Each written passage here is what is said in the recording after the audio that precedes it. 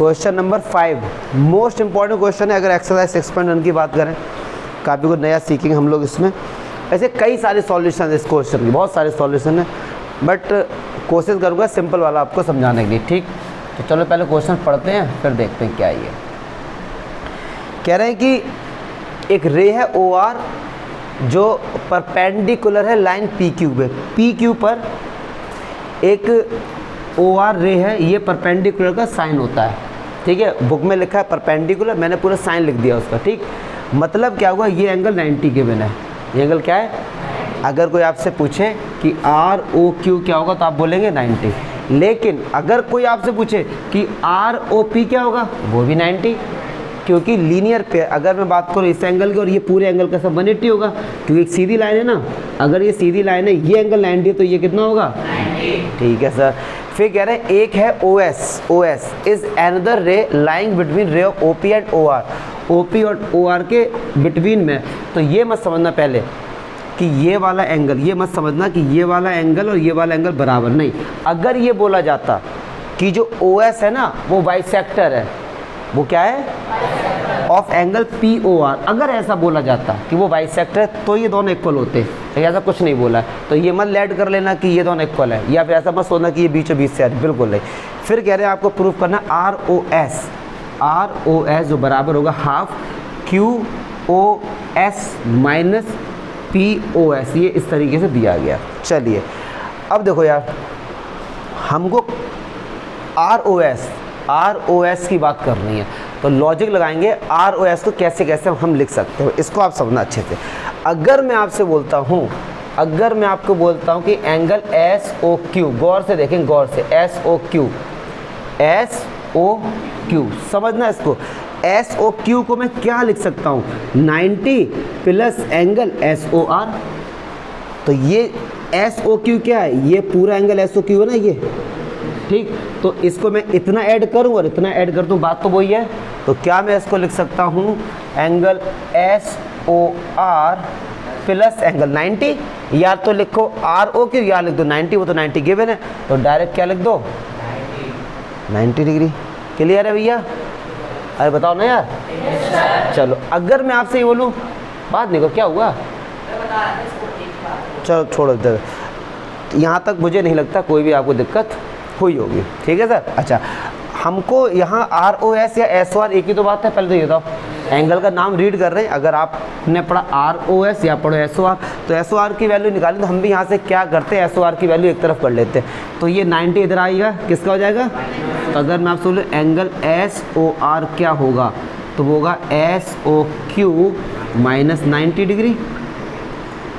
समझो, मैंने कहा इसको इस तरफ लेके आ गया, तो SOQ माइनस 90 को SOR आगे पीछे लिख सकते हैं। चलो जी।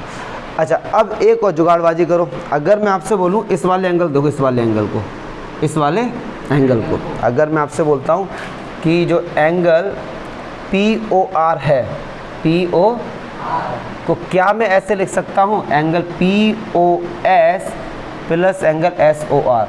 अब समझेंगे क्या, ये जो एंगल है पूरा POR को क्या मैं इतना प्लस इतना लिख सकता हूँ, लिख सकता हूँ ना भैया। अगर जैसे कोई एंगल अगर इस तरीके से ये है और ये इसके बीच से है, क्या इस एंगल को और इस एंगल को ऐड करके क्या ये पूरा एंगल नहीं मिलेगा, तो मैं POR को POS और SOR लिख सकता हूँ।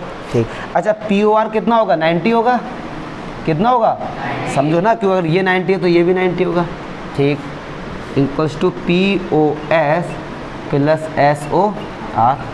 अब सारे बच्चे देखेंगे, यहाँ से अगर मैं SOR की वैल्यू निकालूँ तो इस तरफ आके क्या होगा, माइनस हो जाएगा, तो एंगल SOR कितना हो जाएगा 90 डिग्री माइनस PO। ठीक है, हाँ चलो। अब देखो, ये आपको नए तरीके इसलिए बता रहा हूँ कि इससे आप काफ़ी कुछ बेसिक बातें सीखेंगे। ये भी SOR है, ये इसके बराबर है, ये भी SOR है, ये इसके बराबर, तो क्या ये इस आपस में इक्वल होंगे, बिल्कुल होंगे। लेकिन यहाँ पे मैं क्या करूँगा, एंगल 1 और इक्वेशन 1 और इक्वेशन 2 को ऐड करूँगा। क्या करूँगा, पूछो क्यों, SOR में जब SOR ऐड होगा तो क्या होगा 2SOR, और हमको लाना भी देखो वही कायदे में, अगर 2 का इधर मल्टीप्लाई हो जाए तो 2SOR हो जाएगा ना ये। तो इस बार मैंने क्या किया, इक्वेशन 1 और इक्वेशन 2 को ऐड किया। तो जब इक्वेशंस ऐड होती हैं तो LHS से LHS, RHS से RHS, तो SOR और SOR 2 बार ऐड हो जाएगा, SOR प्लस SOR।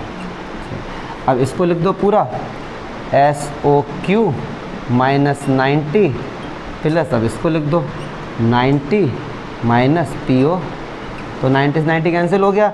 SOR क्या होगा 2SOR, और ये कितना हुआ SOQ माइनस, अब हमको निकालना क्या, केवल SOR या ROS एक ही बात है। तो 2 का इधर क्या हो रहा है, इधर क्या होगा डिवाइड, तो एंगल SOR हो जाएगा 2 से डिवाइड, तो SOQ माइनस POS अपॉन 2 का डिवाइड होगा वो दोनों में होगा जाके, एक में नहीं होगा। तो दिस इज योर आंसर। अब ये मत सोना कि इन्होंने 1/2 आगे लिख दिया, या ये 2 को आगे लिख दो, कोई बात नहीं ना, कैसे लिख दो। तो ये आपका मेथड है, मतलब हमने क्या किया, दोनों केस में SOR को अलग अलग करके उन दोनों को ऐड कर दिया। क्लियर है। अब बच्चों के दिमाग में एक क्वेश्चन है कि सर हर बार आप ऐसा करते थे कि ये भी SOR है, ये भी SOR है, तो ये आपस में इक्वल हो गए।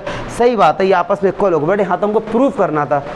अगर गौरी देखो SOR ये है, ये SOR और ये भी SOR, तो ये बराबर हो गए, तो ये भी आपस में क्या होंगे बराबर।